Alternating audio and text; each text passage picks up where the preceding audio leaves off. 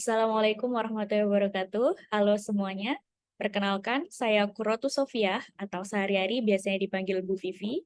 Saya merupakan dosen dari program studi D3 Teknik Sipil Politeknik Negeri Banyuwangi. Kali ini saya akan menjelaskan salah satu mata kuliah yang saya ampu, yaitu adalah mata kuliah praktik drainase. Mata kuliah ini merupakan mata kuliah praktek yang dilaksanakan dalam 2 SKS pada semester 2. Nah, berikut saya akan menjelaskan terkait poin Delivery, Interaction, and Assessment pada mata kuliah praktek drainase. Deskripsi mata kuliah praktek drainase. Jadi praktek drainase ini mengajarkan sebuah keterampilan dasar dalam melaksanakan suatu pekerjaan pemasangan saluran drainase, mulai dari pemahaman prosedural pekerjaan, kemampuan leveling kemiringan dasar saluran, hingga pemasangan saluran drainase. Nah, kemampuan yang diharapkan dari mahasiswa yang telah mengikuti mata kuliah ini apa? Jadi, kemampuan yang diharapkan adalah nantinya mahasiswa diharapkan memiliki kemampuan dalam merencanakan drainase perkotaan dan mendesain saluran drainase meskipun secara sederhana. Nah, materi-materi pembelajaran apa saja yang perlu dibekalkan ke dalam mahasiswa? Yang pertama yaitu konsep dasar pekerjaan drainase, meliputi konstruksi bangunan drainase dan bagian-bagiannya. Lalu bagaimana cara melakukan survei lokasi dan juga pembersihan lahan, di mana nantinya wilayah tersebut akan dilakukan pembangunan drainase. Selanjutnya, pembuatan boplang. Materi selanjutnya itu penentuan dan pembuatan leveling kemiringan dasar saluran. Selanjutnya pekerjaan galian dan timbunan yang sudah harus disesuaikan dengan leveling dasar saluran pada muka tanah. Materi selanjutnya yaitu terkait pembuatan bak kontrol dalam saluran drainase. Lalu materi yang ketujuh adalah pemasangan saluran drainase dan yang terakhir pengujian aliran pada saluran drainase. Sistem pembelajaran pada mata kuliah ini merupakan model perkuliahan praktikum dengan sistem blok, sehingga selama 14 kali pertemuan secara berturut-turut dilakukan tanpa ada jeda. Gitu. Jadi mulai dari hari pertama, kedua, dan seterusnya. Kecuali hari Sabtu dan Minggu karena hari libur perkuliahan. Nah, biasanya UTS dan UAS dijadwalkan secara tersendiri oleh masing-masing dosen pengampu. Tentunya setelah dirasa materi atau bobot yang telah disampaikan sudah cukup untuk memenuhi dilakukannya UTS maupun UAS. Metode pembelajaran yang diterapkan pada mata kuliah praktikum drainase ini berupa blended learning dengan menggunakan media pembelajaran daring. Dalam Politeknik di Banyuwangi sendiri kami memiliki e-learning Poliwangi, namun karena ada migrasi sehingga beberapa waktu saat ini, mungkin dalam 2 tahun ini, masih dalam proses perbaikan. Sebelumnya kami menggunakan beberapa platform lainnya seperti Edmodo, Google Classroom, dan lain sebagainya. Model interaksi dengan mahasiswa. Jadi dalam proses pembelajaran blended learning ini terdapat 2 model interaksi. Yang pertama interaksi melalui media daring dan yang kedua adalah secara tatap muka langsung. Yang pertama melalui media daring berupa pemberian instruksi kerja untuk belajar mandiri melalui modul dan video pembelajaran.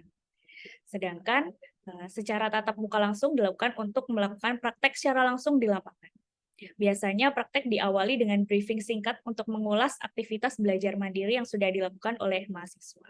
Selanjutnya, dilakukan juga praktek secara langsung untuk pembuatan drainase atau sesuai dengan materi yang ditargetkan setiap pertemuannya.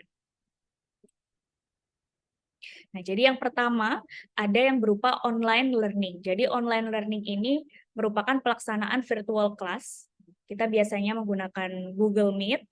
Di sini bertujuan untuk memberikan informasi terkait dengan materi dasar pekerjaan drainase. Gitu. Jadi materi-materi yang perlu dikuasai oleh mahasiswa sebelum mereka melakukan praktek di lapangan.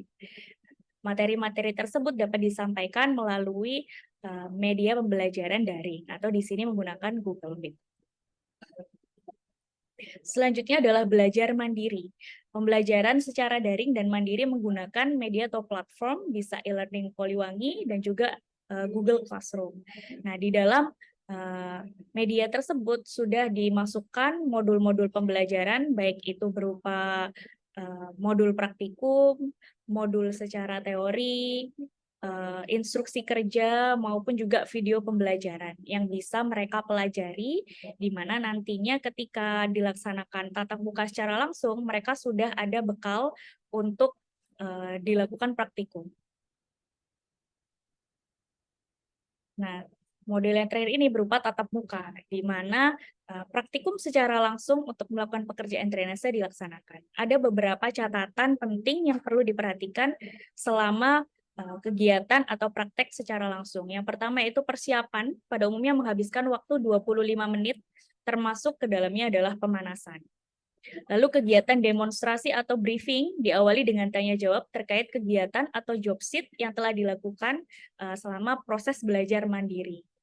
Nah, selanjutnya mahasiswa dapat memahami pelaksanaan praktek secara runtun. Dan yang terakhir, dosen dapat fokus memantau proses kerja atau praktek mahasiswa dengan cara pemberian nilai. Selanjutnya terkait sistem penilaian atau assessment. Jadi ada beberapa poin yang dapat diambil penilaiannya selama mata kuliah praktikum drainase ini. Jadi yang pertama terkait kehadiran dan kedisiplinan kerja. Karena mata kuliah ini adalah mata kuliah praktik, maka kedisiplinan kerja juga menjadi poin penilaian penting, di mana bobotnya sebesar 5%. Lalu ada pretest. Pretest ini untuk mendalami atau mengetahui pemahaman mereka terkait metode dan langkah kerja, yaitu sebesar 10%, dan post-testnya untuk menilai terkait pemahaman mereka dalam metode dan langkah kerja tadi bisa dilihat dari hasil praktek atau hasil kerja mereka sebesar 20%. Lalu laporan praktik sebesar 30%, dan UTS, ujian tengah semester 15%, serta ujian akhir semester 20%. Nah, demikian merupakan gambaran terkait mata kuliah praktikum drainase. Untuk selanjutnya, bagaimana cara atau penerapannya di dalam pembelajaran, biasanya diawali dengan perkenalan apa itu metode pembelajaran blended learning. Karena dalam mata kuliah praktikum sangat dijumpai kesulitan dalam penerapan metode pembelajaran tersebut. Oleh karena itu diawali dengan pengenalan terkait bagaimana penerapan blended learning pada mata kuliah praktikum, kemudian dilanjutkan pertemuan atau briefing singkat di lapangan sebelum melakukan aktivitas utamanya. Berikut adalah beberapa video pembelajaran yang dapat kita lihat atau kita saksikan bersama. Baik, untuk kegiatan sosialisasi pelaksanaan pembelajaran blended learning saya mulai ya. Untuk suara saya apakah bisa didengar dengan jelas? Siap, bisa Bu. Siap, bisa Bu. Baik, untuk presentasinya apakah sudah dapat dilihat semuanya? Siap, bisa Bu. Oke, jadi kita mulai kegiatan hari ini, yaitu adalah sosialisasi pelaksanaan metode pembelajaran blended learning pada mata kuliah praktikum drainase. Jadi kalau kita berbicara mengenai metode pembelajaran blended learning, itu sebenarnya sudah booming gitu ya, atau sudah berkembang bahkan sebelum adanya pandemi ini gitu. Cuman memang kita belum mengadaptasikannya atau mengadopsi metode pembelajaran tersebut di kegiatan pembelajaran kita gitu.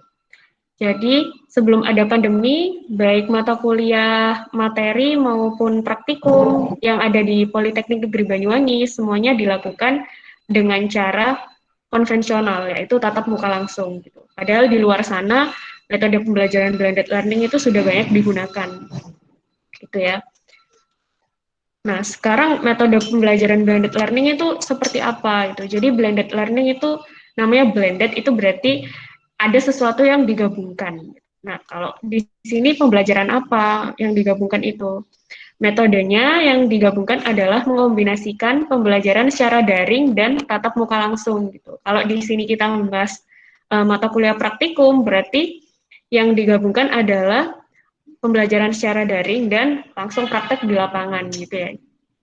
Metode pembelajaran ini mau tidak mau harus kita terapkan ketika adanya pandemi COVID-19 ini. secara tidak langsung keadaan ini bisa membuat kita semakin lebih baik gitu ya, atau mengikuti perkembangan teknologi lah kayak gitu. Jadi yang tadinya masih bersifat konvensional, akhirnya kita terpaksa harus melaksanakan penggabungan itu gitu, karena kalau tidak ya proses pembelajaran kita tidak dapat dilaksanakan gitu, karena adanya keterbatasan, kita tidak boleh melakukan tatap berdekatan gitu ya, harus ada jarak tertentu gitu, sebisa mungkin menghindari adanya kontak langsung gitu. Nah, mengenai pembelajaran blended learning itu tetap ada batasannya, termasuk untuk pendidikan vokasional, di mana notabene itu adalah pekerjaan atau aktivitas prakteknya itu lebih banyak gitu. Oleh karena itu blended learning juga sama, untuk di peraturan dikti, SN Dikti itu proses daringnya itu 40%, ini minimal ya, dan tatap muka langsungnya itu 60% gitu. Jadi kalau kita berbicara mata kuliah praktek, berarti ya sama, nanti proses daringnya itu adalah 40% dan tatap muka langsung 60%. Nah, selanjutnya bagaimana cara pelaksanaannya gitu. Jadi kalau dilihat tadi ya, proses daringnya itu paling tidak 40% maksimal, atau di sini bisa dikatakan maksimalnya 40%. Nanti apa saja yang disampaikan dalam pelaksanaan daringnya. Jadi yang pertama adalah RPS-nya, rencana pembelajaran semester, SAP, satuan perkuliahnya, dan kontrak kuliah. Jadi kalau kita melakukan perkuliahan di awal itu kan pasti kita berbicara apa sih yang akan kita lakukan selama 1 semester ke depan gitu. Lalu yang kedua adalah belajar mandiri dari materi yang diberikan melalui media daring yang ditentukan gitu. Modul, bantayang, PPT, video pembelajaran, dan modul praktek. Nah, ini tidak hanya di-upload begitu saja, terus mahasiswa langsung mempelajari semuanya, begitu bukan. Tetap ada jadwal yang ditentukan sesuai dengan RPS yang ada, sesuai dengan kontrak kuliahnya gitu. Nah, lalu yang selanjutnya adalah pertemuan secara langsung melalui media daring atau live interaction untuk membahas materi dan briefing praktek. Jadi tadi ya, sudah saya jelaskan sebelumnya. Termasuk juga untuk briefing praktek gitu. Jadi di situ kan ada modul praktek ya, itu dipelajari secara mandiri, lalu nanti kita kupas lebih dalam waktu live interaction. Di bagian mana sih yang mahasiswa kurang paham dalam pelaksanaan prakteknya nanti gitu. Jadi ketika di lapangan itu sudah tidak ada lagi briefing.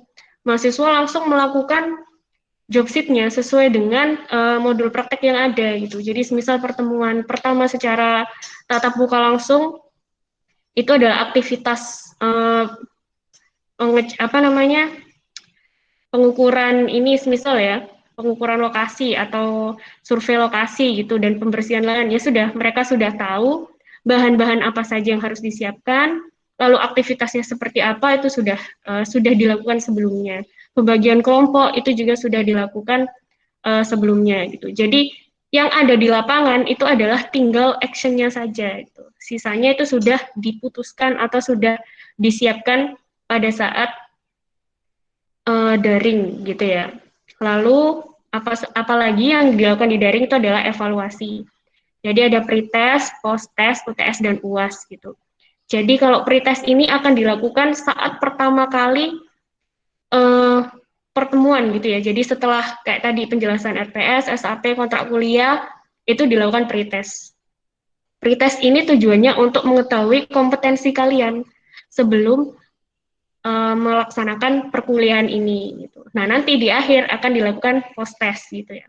Kalau post-test itu untuk mengetahui setelah dilakukan perkuliahan ini, kemampuan kalian itu bertambah atau sama saja gitu ya. Kalau ternyata sama saja berarti ada problem di dalam pembelajarannya. Gitu. Tapi kalau setelah dilakukan post-test ternyata yang tadinya belum tahu atau belum memahami atau belum mahir gitu ya secara sempurna langkah-langkah kerjanya, ternyata setelah post-test sudah tahu, berarti berhasil gitu. Benar-benar mahasiswa vokasi yang berkompetensi. Lalu ada UTS dan UAS yang juga dilaksanakan secara daring. Begitu. Nah, selanjutnya adalah pelaksanaan tatap muka langsungnya atau praktikumnya gitu. Bobotnya di atas 60%. Jadi aktivitasnya apa? Ya melakukan praktikum di workshop atau di lapangan gitu ya. Jadi kalau kita di sini adalah praktikum drainase, berarti langsung kita lakukan di lapangan gitu. Izin bertanya, Bu. Ya, silakan. Berarti Ini siapa ini? Bisa, Bu. Oke. Untuk pelaksanaan daring di blended learning ini, untuk penjadwalannya apa jadwal fleksibel atau sudah ditentukan, Bu? Oke, jadi kalau ini kita berbicara dengan mata kuliah praktek ya, itu tetap tetap sesuai dengan kebutuhannya. Jadi kalau berapa jam pelajaran, ya itu harus terpenuhi gitu. Cuman di sini kan kalau praktikum kan dia dari pagi sampai siang ya, katakanlah seperti itu. Nah, itu nanti akan dijadwalkan di harinya saja. Cuman waktu kalian mengaksesnya itu terserah asalkan masih di hari itu. Dan nanti di jadwal live interaction itu kalian bisa hadir gitu ya. Jadi kalau ternyata kalian mau mengakses atau belajar mandirinya secara daring itu malam hari ya silahkan gitu. Nanti ketika kalian sudah masuk semuanya ke kelas e-learning Poliwangi, proses pembelajaran daringnya akan dilakukan melalui e-learning Poliwangi. Dan offline-nya itu dilakukan secara tatap muka langsung. Gitu ya.